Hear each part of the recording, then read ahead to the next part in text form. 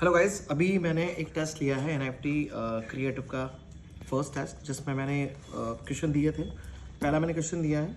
इस क्वेश्चन में आप देखेंगे कि यहाँ पे कई बार पोएटिक स्टाइल में कुछ क्वेश्चन आते हैं जिसमें आपको कुछ कोड दिए होते हैं। उस कोड के बेसिस पे आपको इलस्ट्रेशन बनाना पड़ता है। तो यहाँ डिफिकल्टी क्या आई? यहाँ डिफिकल्टी क्या आई, बच्चों को इलस्ट्रेशन समझ में नहीं आया। इलस्ट्रेशन होता क्या है एग्जैक्टली। और दूसरा, अगर इलस्ट्रेशन समझ में आ गया कि मुझे करना क्या, तो हम कोड नहीं समझ पाते और कोड के अकॉर्डिंग क्या बनाना है ये नहीं समझ पाते। तो हमें करना क्या स्पेशली इस क्वेश्चन में, पहले तो इलस्ट्रेशन समझना है कि इलस्ट्रेशन एग्जैक्टली होता क्या है। अब आप ये समझना कि अगर आपके पास 3 या 4 ऑप्शन आते हैं तो देखिए ये समझना, एक आपके पास ईजी आएगा। जैसे मैंने यहाँ पर एक ऑप्शन दिया है, ये थोड़ा ईजी दिया था और ज़्यादातर यही पकड़ा है इन्होंने। तो हमें थोड़ा सा पोएटिक स्टाइल पकड़नी पड़ेगी कि कई बार कुछ पोएम आती है, पोएम के अंदर कुछ सिंगल लाइन होती है लेकिन मीनिंग बहुत डेप्थ होता है। तो ऐसी कुछ पोएम्स पे हमें वर्क करना पड़ेगा जो बहुत सिंगल लाइन के अंदर बहुत डीप मीनिंग जाता है। तो इनकी प्रिपरेशन करानी पड़ेगी मुझे। फिर सेकंड क्वेश्चन था, यहाँ पर मैंने एक प्रोसेस बताया था जिसमें आपके जो टॉवेल है उसको आपको मैनुअल तरीके से वॉश करना है।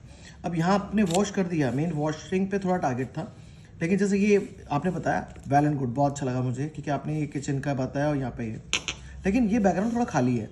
इस पूरी पिक्चर में डिटेलिंग पे ध्यान कम है। जैसे बाल्टी है, बकेट जो है, इसकी डिटेलिंग कमज़ोर पड़ रही है। ठीक है, हैंड आपने बनाए, अगर हैंड्स आप बना सकते हैं और आपको लगता है कि आपकी स्केचिंग प्रॉपर है तो ही आप यूज़ करना।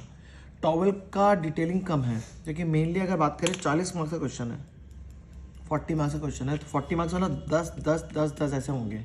तो 10 मैं इसके दूंगा, 10 इसके दूंगा, 10 इसके दूंगा।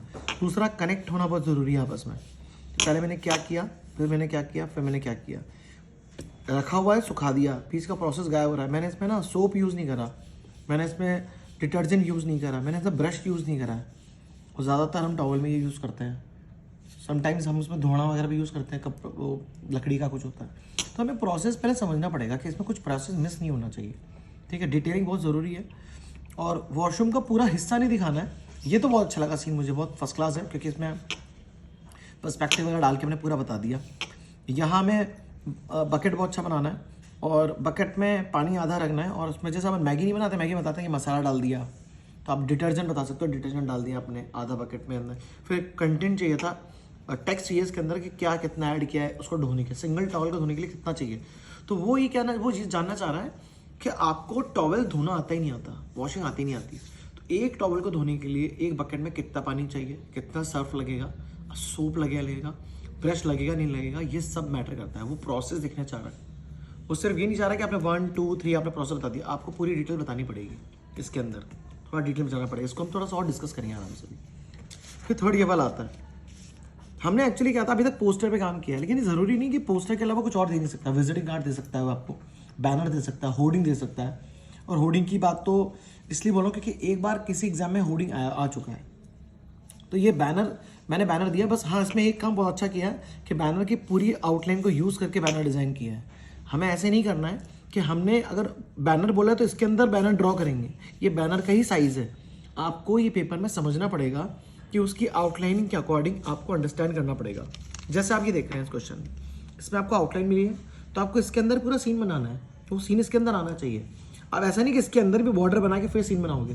तो यहाँ आपने वो चीज़ अंडरस्टैंड करी, यहाँ अंडरस्टैंड करिए, तो यहाँ पर भी आपको अंडरस्टैंड करना पड़ेगा कि इसमें साइज ऐसी मिली, इसका मतलब ये पूरा बैनर ऐसा है। तो ये बहुत अच्छी तरीके से मैंने बैनर का यूज़ किया है। अगर ये पूरा पेपर वाइट है और ये आप वाइट छोड़ रहे हैं बैनर के पॉइंट ऑफ व्यू से, तो आपको थोड़ा ध्यान देना है कि अगर इधर भी कलर कर देते या कुछ टेक्सचर यूज़ कर लेते तो ये पूरा फिल हो जाता। और निफ्ट क्या कर रहा है, निफ्ट ये भी बोल सकता है कि बैनर आपने जो टॉपिक लिया क्यों लिया, उसके बाद में रिटर्न में भी आएगा। थोड़ा इस पे भी काम करने की ज़रूरत है कि इसको शॉर्ट 6 लाइन के अंदर एक्सप्लेन करना है। हम ज़्यादा ऊपर नहीं जा सकते, 6 लाइन में बताना है सिंपल।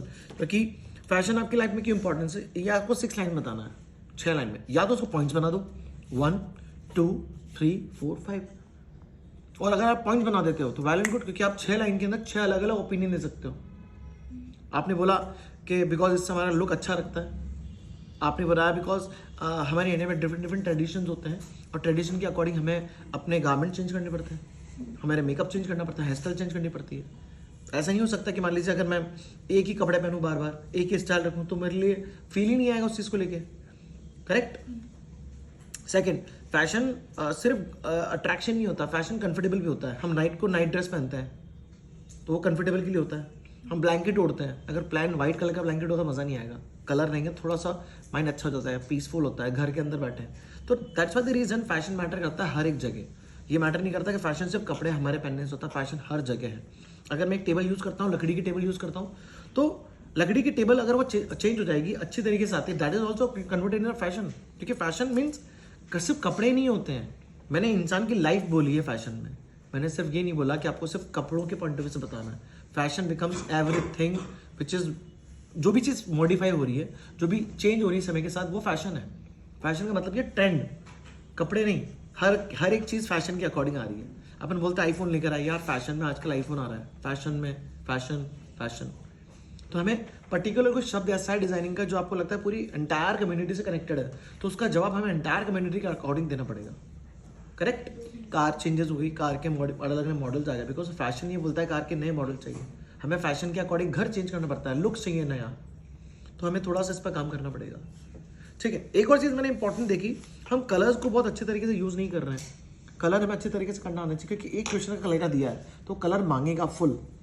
अगर आप या तो इस वाले क्वेश्चन में फुल कलर करो या इसमें कलर करो, क्योंकि कलर मांगा है उसने। अगर यहाँ उसने बोला है कि आपको इलस्ट्रेशन स्केचिंग से करना है, तो आपको ब्लेंडिंग, टोनिंग सब कुछ में डालनी पड़ेगी, हैचिंग सब कुछ में डालना पड़ेगा आपको। ये आपसे टैलेंट मांग रहा है हैचिंग का, तो मतलब इसने अगर स्पेसिफाई कर दिया हैचिंग, तो इसमें शेडिंग के मार्क्स होंगे। अगर इसमें कुछ बोला नहीं है कलर, तो इसके में कलर के मार्क्स होंगे।